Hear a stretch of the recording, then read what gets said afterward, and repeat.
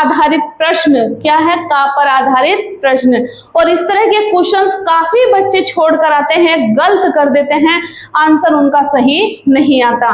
ये देखिएगा question number 1 का सॉल्यूशन देखिएगा, क्या कहा?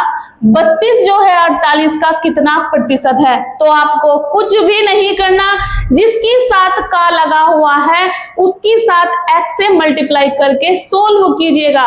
जैसा मैं यहाँ कर रही हूं ऐसा आपको हर क्वेश्चन में करना है। देखिए 32 48 का कहा है, 48 का प्रतिशत कितना बता रहा है? 32। 48 मल्टीप्लाई लगाओ, का की जगह क्या लगाएंगे? मल्टीप्लाई, x प्रतिशत करेंगे और ये आएगा 32। तो 48 गुना x अपॉन में लिखेंगे 100, प्रतिशत हटाते हैं तो 100 से करते हैं डिवाइड। ठीक है, ये हुआ 48x अपॉन 100, इधर जाएगा 32। और जो नीचे की चीज होती है वो ऊपर, ऊपर की चीज नीचे। जब आप कैलकुलेट करेंगे तो x is equal to 32 into 100 upon आएगा 42। 16 × 48 और 16 दूनी 32। तो x is equal to 200 upon आ जाएगा 3। जब आप इसको डिवाइड करेंगे 3 छंग 18, फिर कितना आ जाएगा? 3 छंग 18, कितना बचा? फिर 2, 3 छंग 18 और 2/3 आ जाएगा आपका आंसर। कितना आंसर आ जाएगा? 66 सही 2/3 प्रतिशत आपका आंसर होगा। कई बार एग्जाम में बना है 33 सही 1/3 या फिर 66 सही 2/3 आंसर कई बार बनता है। जिसकी साथ का लगा होगा वो हमेशा नीचे जाएगा। सेकंड मेथड देखिएगा, सेकंड मेथड देखिएगा ध्यान से, टाइम बचाने के लिए। टाइम बचाने के लिए देखिएगा टाइम कैसे बचाना है। जिसके साथ का लगा होगा वो हमेशा नीचे जाएगा। 32 इंटू 100 अपॉन 48। क्या कहा? जिसके साथ का लगा है वो हमेशा नीचे जाएगा।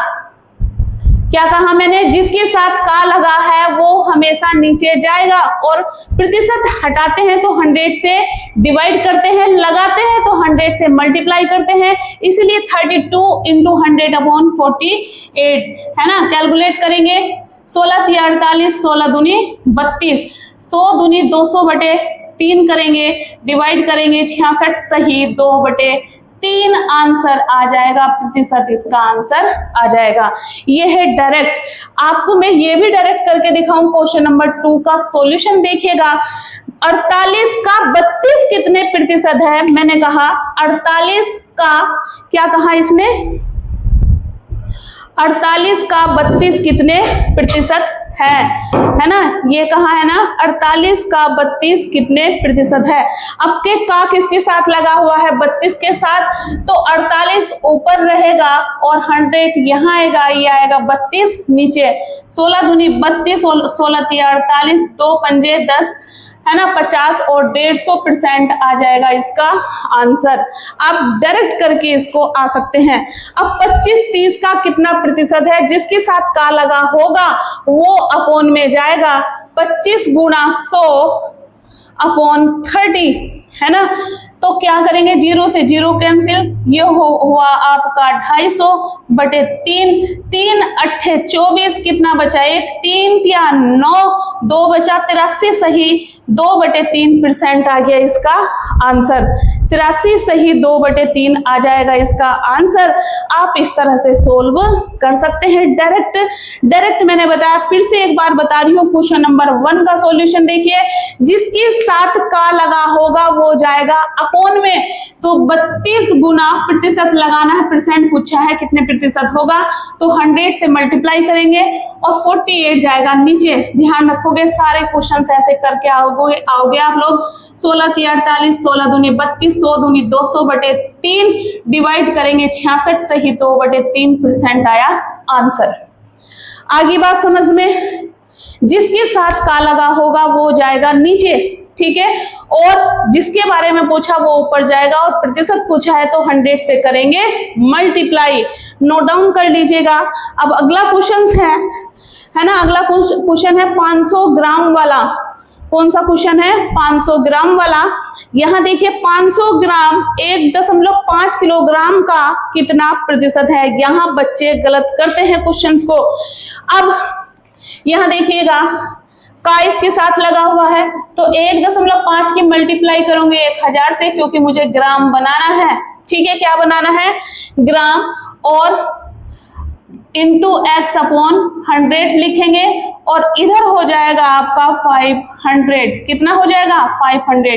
इस जीरो से ये पॉइंट कटा तो 1500 आया, इंटू x अपॉन 100, इधर 500। इस 2 जीरो से 2 जीरो कट हो गए, क्रॉस मल्टीप्लाई करेंगे तो 500 अपॉन आ जाएगा 15, है ना।